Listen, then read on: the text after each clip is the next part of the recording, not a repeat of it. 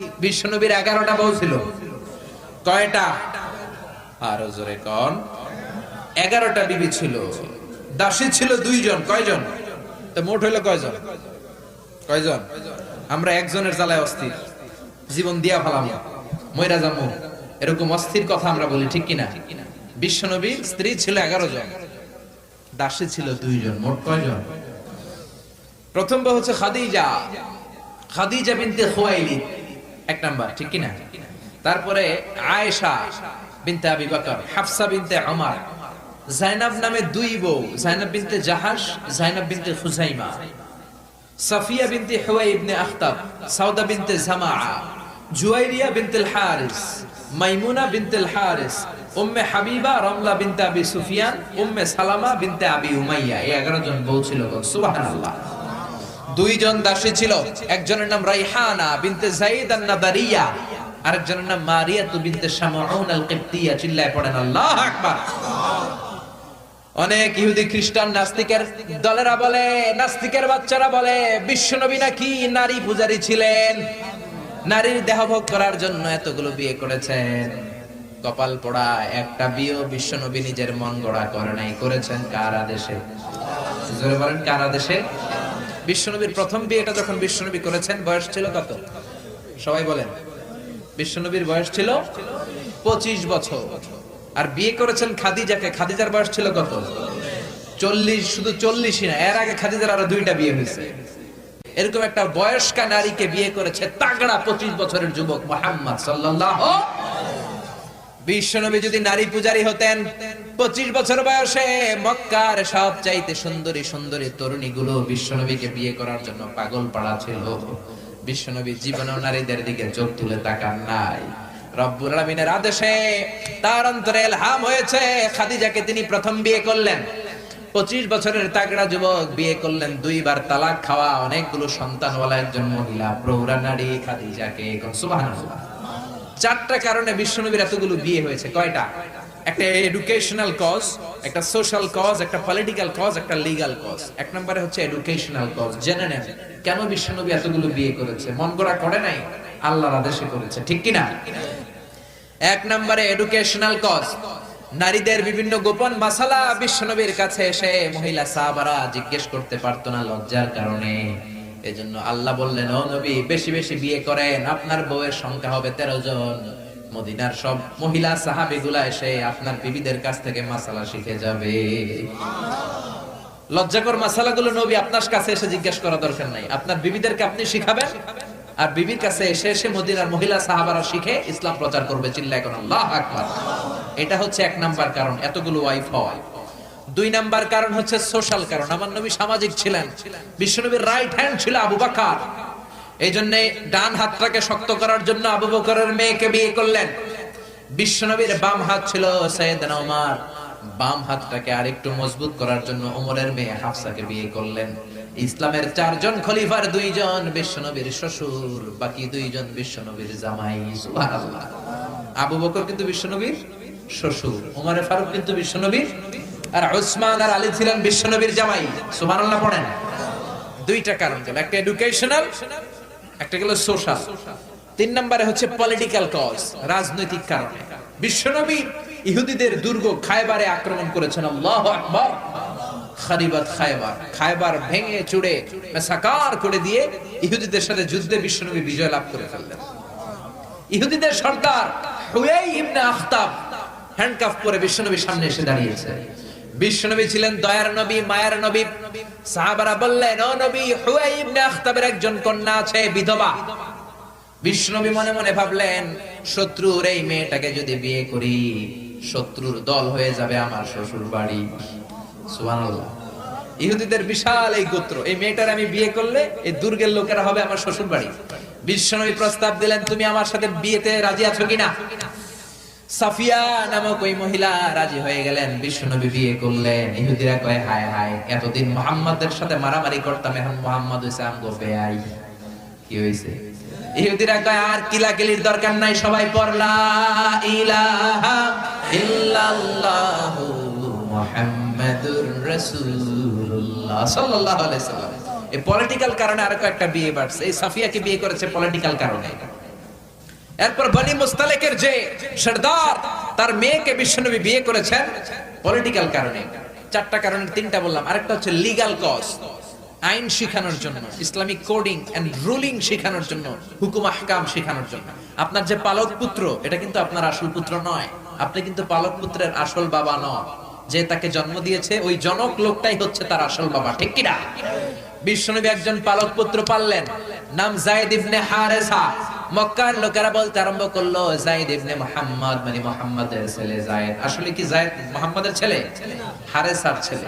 এটা বোঝানোর জন্য আল্লাহ বললেন যায়েদকে বলেন তার স্ত্রীকে তালাক দিতে। তালাক হয়ে গেল, নিজের পালক পুত্রের ছেলেকে বিশ্বনবী বিয়ে করে মক্কা মদিনার লোকদের চোখের মধ্যে আঙ্গুল দিয়ে দেখাই দিলেন, দেখো পালক পুত্রের ছেলেকে বিয়ে করা যায় তালাক হওয়ার পরে, কারণ পালক পুত্র নিজের ছেলের মতো নয়। চিল্লায় বলেন ঠিক কিনা? এই জন্য বিশ্বনবীর বিয়ের সংখ্যাগুলো বাড়িয়ে দিয়েছে কে? প্রথম বিয়ে করলেন খাদিজাকে। বিশ্বনবী খাদিজারে এত ভালোবাসতেন, খাদিজা ইন্তেকালের পরে বিশ্বনবী যেই বছরটা কাটিয়েছেন, বিশ্বনবী এটার নাম দিয়েছেন আমুল হুজুন, দুঃখের বছর। যেই বছর খাদিজা ইন্তেকাল করলো ওই বছরটাকে বিশ্বনবী নাম দিয়েছেন দুঃখের বছর। বিশ্বনবী খাদিজারে এত ভালোবাসতেন, দোয়া করার সময় বিশ্বনবী চোখের পানি ছেড়ে দিয়ে আল্লাহরে বলতেন, আল্লাহ কিয়ামতের ওই কঠিন দিন, যেদিন মা ছেলেরে চিনবে না, বাবা মেয়েরে চিনবে না, বন্ধু বন্ধুরে চিনবে না, পীর সাহেব মুরিদরে চিনবে না, মুরিদ পীর সাহেবরে চিনবে না, ওই কঠিন দিন আমি যেন আমার খাদিজারে ভুলে না যাই, ওই দিন যেন আমি আমার খাদিজার কথা মনে রাখি। মা আয়েশা খাদিজাকে নিয়ে খুব গায়রাত করতেন, মানে হিংসা করতেন। একদিন বললেন, ও নবী, বারবার ওই বুড়ি মহিলার কথা বলেন কেন? ওই বুড়ি তো কবে মরে গেছে, বুড়ির পরে আমাদেরকে আল্লাহ আপনার বউ বানিয়েছে, আমাদেরকে পেয়ে কি আপনি খুশি নন? ওই বুড়ির পরে সুন্দরী সুন্দরী বিবিকে আল্লাহ আপনারে দান করে নাই। বিশ্বনবী মা আয়েশার থুতনিটা ভেবে চেপে ধরলেন, কোনদিন কোন বিবির গায়ে হাত তোলে না, এই প্রথম আয়েশার থুতনিটা চেপে বললেন, আয়েশা খবরদার, খাদিজার বিরুদ্ধে কোনদিন এরকম হিংসাত্মক কথা বলবো না, খাদিজার মতো আমি একটা বউ পাই নাই। চিল্লায় বলেন আল্লাহু আকবার। এটা বলছে রাগের মাথায়। আবার অন্য সময় আয়েশারও প্রশংসা করে দিয়েছে, চিল্লায় বলেন সুবহানাল্লাহ। খাদিজা যখন ইন্তেকাল করে বিশ্বনবী গোসল করালেন, কাফন হলো, দাফন হলো, কবর দিলেন, নিজে দাঁড়িয়ে দোয়া করলেন। খাদিজাকে কবর দেওয়ার পরে সাহাবারা ঘরে ফিরে যায়, বিশ্বনবী যায় না। আবু বকর বললেন, ও নবী চলেন ঘরে ফিরে যায়। বিশ্বনবী বললেন, আবু বকর তুমি যাও, আমি যাব না, কারণ যেই মহিলাটাকে এই মাত্র কবরে শোয়াই দিলাম সাধারণ কোন মহিলা না, আমার বিপদের দিনের সঙ্গিনী খাদিজা। মক্কায় যখন আমার কেউ ছিল না তখন ছিল সে, যখন আমার কেউ ছিল না তখন সাথী খাদিজা। কেউ আমার আশ্রয় দেয় নাই, অর্থ দেয় নাই, শেল্টার দেয় নাই, খাদিজা আমব্রেলার মতো, ছাতার মতো, মেঘের মতো আমাকে সব সময় ছায়া দিয়ে রেখেছে। মক্কার লোকেরা আমারে 3 বছর জেল খাটালো, ওই জেলখানার ভিতরে কেউ যায় নাই, খাদিজা গিয়েছে। আল্লাহু আকবার। 3টা বছর খাদিজা আমার সাথে জেল খেটেছে। আবু বকর পৃথিবীর কোন মহিলাকে রব্বুল আলামিন আরশের উপর থেকে সালাম দেয় নাই, একটা নারীকে শুধুমাত্র আরশের উপর থেকে আল্লাহ সালাম দিয়েছে, সেটা হলো আমার এই খাদিজা। সর্বপ্রথম যেই নারী আমার হাতে হাত রেখে কালিমা পড়েছে এটা হলো আমার খাদিজা। ও আবু বকর তুমি ঘরে ফিরে যাও, আমি যাব না, আমি নবী দাঁড়িয়ে থাকবো। খাদিজার কবরের 3টা প্রশ্নের জবাব, মার রব্বুকা ওয়া মা দীনুকা ওয়া মান হাযার রাজুল, এই খাদিজার কবরের 3টা প্রশ্নের জবাব আমি নিজে দিয়ে তারপরে আমি ঘরে যাব রে আবু বকর।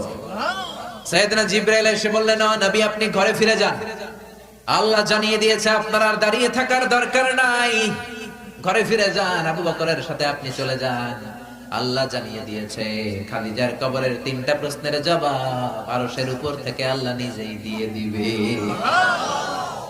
কি ভালোবাসতো খাদিজাকে। খাদিজার পরে বিশ্বনবী যাকে ভালোবাসতো সে হচ্ছে আয়েশা, সবচেয়ে বেশি ভালোবাসতো। বিশ্বনবী বলেন, উরিতু কি সালাসালা ইয়া আয়েশা, আয়েশা বিয়ের আগে আমি রাতে তোমার 3বার স্বপ্নে দেখেছি। বুখারীর বর্ণনা। কয়বার? এই 3বার স্বপ্নে দেখার পর তোমার চেহারাটা জান্নাতের একটা রেশমি কাপড়ে এনে জিবরাইল বলল, বিশ্বনবী দেখুন তুমি এটারে কেমন লাগে? আমি বললাম ভালো লাগে। জিবরাইল তার কয়েকদিন পরে বললেন, ও নবী আকাশ থেকে ডাইরেক্ট প্রপোজ, সরাসরি প্রস্তাব, বিয়ে করবেন নাকি? কার মেয়ে? জিব্রাইল কয় আবু বকরের মেয়ে। বিশ্বনবী বললেন, ও জিব্রাইল, তুমি যদি ঘটক হও, আল্লাহ যদি হয় বিয়ের কাজী, আমি মুহাম্মদ রাজি। বিয়ে হয়ে গেল, সুখ আর সুখ। বিশ্বনবীর একমাত্র কুমারী বউ মা আয়েশা যখন বিশ্বনবীর সাথে এক ল্যাপের নিচে শুয়ে থাকতো, তখনও কোরআনের আয়াত নাজিল করতো কে? বিশ্বনবী যখন অন্যান্য স্ত্রীদের সাথে এক ল্যাপের নিচে শোয়া, তখন কিন্তু কোরআনের আয়াত নাজিল হতো না। শুধুমাত্র কেবলমাত্র মা আয়েশার সাথে যখন শোয়া, তখন কোরআনের আয়াত নাজিল করতো কে? চিল্লায় বলেন কে? মা আয়েশা বলেছেন, পাঁচটা জিনিস আল্লাহ আমারে দিয়েছে, পৃথিবীর কাউরে আল্লাহ দেয় নাই। এক নাম্বার, আমি বিশ্বনবীর একমাত্র কুমারী বউ, বাকি বউগুলা ছিল বিধবা। আমি ছাড়া বিশ্বনবীর কোনো কুমারী বউ ছিল না। দুই নাম্বার, আমার ঘরে বিশ্বনবীর কবর। যারা হজ উমরা করতে যান, বিশ্বনবীর সালাম পড়তে যান, এখন এটা মসজিদে নববীর ভিতরে অ্যাটাচ হয়েছে। যেই জায়গায় বিশ্বনবী আজ আবু বকর আর ওমরকে ডান দিকে রেখে শুয়ে আছেন, এটাই ছিল মা আয়েশার ঘর। সুবহানাল্লাহ। আমার ঘরে বিশ্বনবীর কবর। তিন নাম্বার, আমার কোলেই মাথা রেখে বিশ্বনবী শেষ নিঃশ্বাস ত্যাগ করেছে। চার নাম্বার, আমার কারণে তোমরা তায়াম্মুমের বিধান পেয়েছো। এই যে আমরা ওযু না করতে পারলে, পানি না পেলে তায়াম্মুম করি, এটা মা আয়েশার কারণে আমরা পেয়েছি। সুবহানাল্লাহ। বনুল মুস্তালিকের যুদ্ধ থেকে বিশ্বনবী ফিরে আসছেন, পথিমধ্যে মা আয়েশা গলার লকেট হারায় ফেলছে। লকেট চিনেন নাকি চেইন চিনেন? হার চিনেন? হার, আচ্ছা হার, স্বর্ণের হার হারায় ফেলছে। বিশ্বনবী বলেন, কাফেলা থামাও, আমার স্ত্রী হার হারিয়েছে, হার খোঁজো। সবাই হার খুঁজতে খুঁজতে ওদিকে মাগরিবের সময় চলে যায়। এখন কি করবে? যেই জায়গায় হার হারাইছে ওই জায়গায় পানিও নাই, পানি অনেক দূর। বিশ্বনবীর প্ল্যান ছিল কাফেলা যেতে যেতে পানির জায়গায় থামবো, ওযু করে নামাজ পড়বো। কিন্তু হার খোঁজার কারণে এখন পানিও নাই। তখনও তায়াম্মুমের বিধান মুসলমানরা জানে না, আল্লাহ জানায় নাই, নাজিল করে নাই। সবাই আবু বকরকে বকাবকি শুরু করলো, আবু বকর দেখো তোমার মেয়ের কাণ্ড, তোমার মেয়ের হার হারিয়ে যাওয়ার কারণে আজকে আমাদের সবার নামাজ কাজা হবে, বিশ্বনবীর নামাজ কাজা হবে। কি কাজ করলো তোমার মেয়ে? আবু বকর যে আয়েশারে ধমকাতে লাগলো, আয়েশা কি করলি? আল্লাহ সাথে সাথে আবু বকরকে ধমক দিয়ে কোরআনের আয়াত নাজিল করলো, আবু বকর আয়েশারে ধমক দিও না, আয়েশারে ধমক দিলে আমার আরশ কেঁপে যায়। فإن لم تجدوا ماء فتيمموا صعيدا طيبا। আয়েশার সম্মানে আল্লাহ আয়াত নাযিল করলেন, فإن لم تجدوا ماء, এখন থেকে সফরে কোথাও যদি ওযুর জন্য তোমরা পানি না পাও, মাটি দিয়ে তায়াম্মুম করে নামাজ পড়বা, কবুল করে নিবে কে? এজন্য মা আয়েশা বলতেন, এমন গুণগুলো আল্লাহ আমাকে দিয়েছে, বিশ্বনবীর কোন বিবিকে আল্লাহ এই গুণগুলো দেয় নাই। এত ভালোবাসতো বিশ্বনবী আয়েশাকে, এক বালতি থেকে পানি নিয়ে দুইজনে গোসল করতো।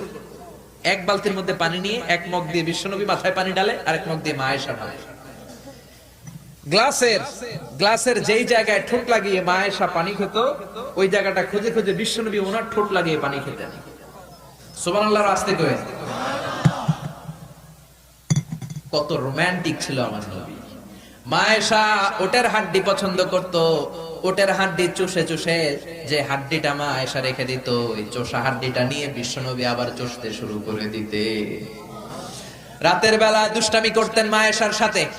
মা আয়েশাকে ছোট্ট বয়সে বিয়ে করেছেন, 9 বছর বয়স। মা আয়েশা তখনও পুতুল খেলা ছাড়তে পারে নাই। বিশ্বনবী নিজে পুতুল কিনে দিতেন, বলতেন আয়েশা খেলো। আয়েশার বান্ধবীরা যখন ঘরে আসতো, বুখারীর বর্ণনা, বিশ্বনবী আয়েশার বান্ধবীদের জন্য ঘরটা ছেড়ে দিতেন, চলে যেতেন বাইরে। আয়েশা তার বান্ধবীদেরকে নিয়ে খেলাধুলা শেষ করলে আবার বিশ্বনবী ঢুকতো। চিল্লায় এখন সুবহানাল্লাহ। মা আয়েশা তীর খেলা দেখতে পছন্দ করতো। বিশ্বনবী, বুখারীর বর্ণনা, মা আয়েশাকে কাঁধে তুলে এক পর্দার এক পাশ দিয়ে ফাঁক করে বলো, আয়েশা যতক্ষণ মনে চায় তীরের খেলা দেখো।